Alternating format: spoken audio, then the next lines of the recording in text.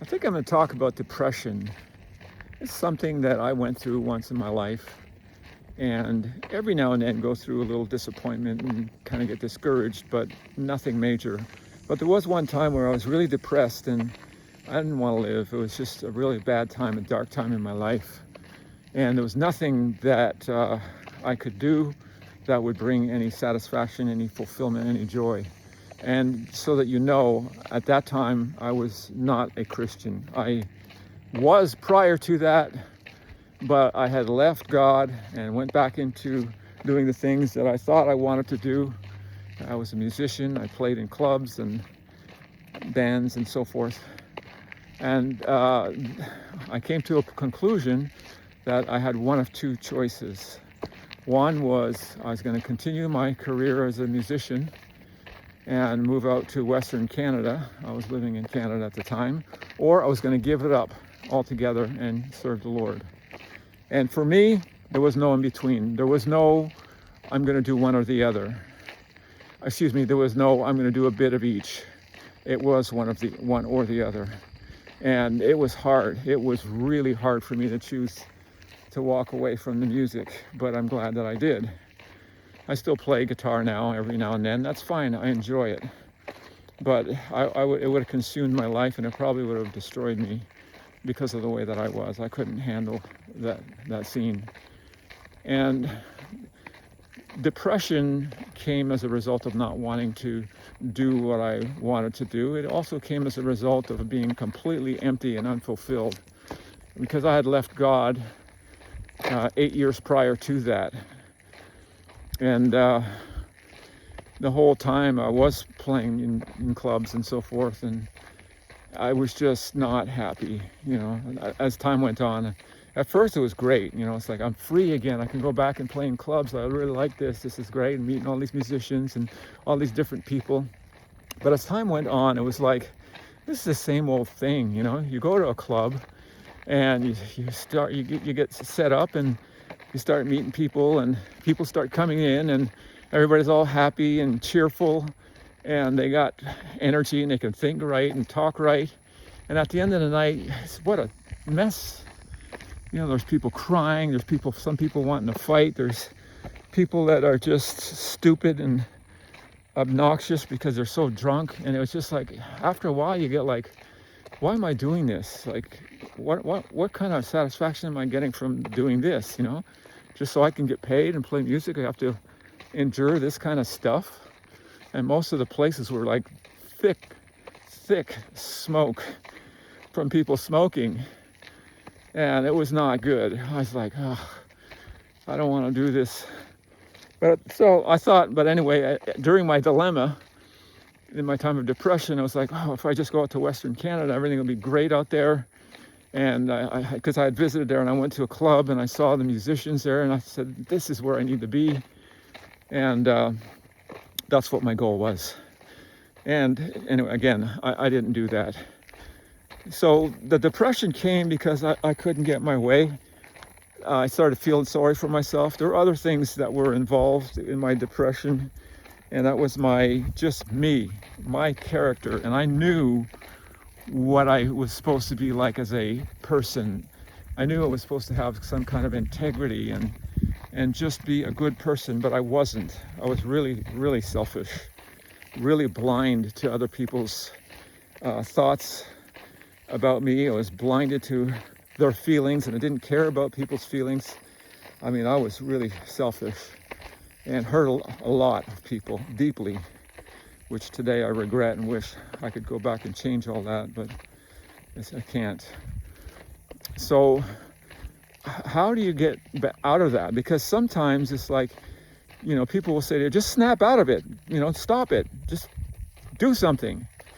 And if you've ever been depressed, it's like impossible. It's like no matter what you try to do, you just can't get out of that. And I think for me, what it took was a moment of sanity while I was laying in a hospital bed after trying to end my life. I was thinking, if I don't do something, I'm not going to make it. And from that point on, I decided I'm going to change. I've got to change. I can't live like this. I won't live like this. It's just, I wouldn't have made it. And so I decided to start making changes. And those changes led me back to God eventually. It took about 2 years from the time I made the decision to make some changes. And as I returned to God, I still had a lot of those habits, but I knew one thing: I would overcome those habits. I knew that I had learned, I should say, while I was going through rehab and through counseling, that I'm the only one who can make the choice to be happy, depressed, angry, or have any other emotion. That's my choice. And that set me free, because now I realized, well then, if somebody says something to me, I don't have to be angry. Because if I get angry, happy or sad, or my day is made by what other people do or say about me, then really I'm dependent upon other people for my well-being. I am a slave. And it's like, I'm nobody's slave. I'm not doing this anymore. Now, that doesn't mean I never got angry again, but I certainly changed my outlook on life, and it really helped me from getting angry all the time at what people would say or demand of me or whatever. And the more that I did that, the more control I had over my emotions. And the more control you have over your emotions, the more you have the ability to think clearly and to get out of almost any situation. The minute you get angry, your thoughts change, your mind narrows, and your creativity for escape or for compatibility, in other words, to get along, just leaves you. And this began to happen. And so my course going back to God was smooth, because that really helped me out a lot. I still had other issues I had to deal with, but I remember there are certain things that I was doing and I knew I shouldn't be doing. And this is what I did. I would not recommend this to anybody unless this is how God leads you. And that was to continue to do those things until in my heart I said, it's enough. Stop this. I'm not doing this anymore. I don't like this. Okay. And the reason I did that was because I thought, well, if I just cut it off, I may still have that desire in my heart for it. And I still want to go back and try it again. That's going to be a temptation. So I decided to choose the way that I did. Now, for some people that won't work, and I don't suggest it for anybody. If you can just stop evil in your life, stop the sinning in your life, do it right away. God will help you. And this is what I think people today need. There's a lot of people who are discouraged and depressed, and they don't know why, they can't get out of it. You have to come to a place, you have to allow yourself to come to a place to realize that there is a change that is possible. You can have a change of status from depressed person to fulfilled and happy, content person. And it comes from God, period. Even if you don't claim to be a Christian, even if you don't want to be a Christian, all good things come from God. Eventually, every human being is going to realize that. But for now, many people don't. But all that happiness and that fulfillment that we get in life, true happiness and true fulfillment, that comes from God. He created us.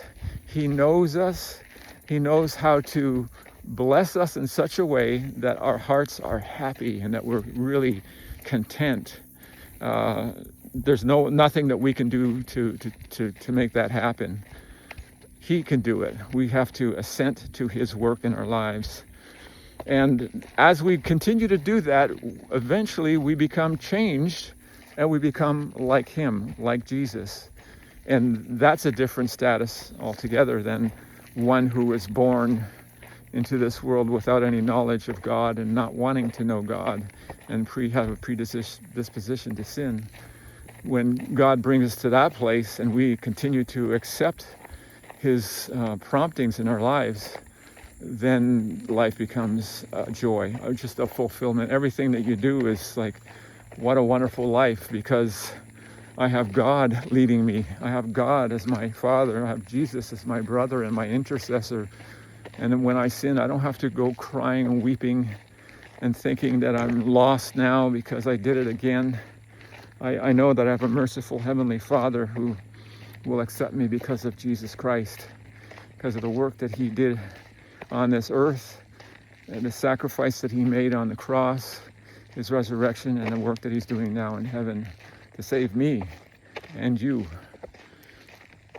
Just wanted to share that on this little walk this morning. God bless you.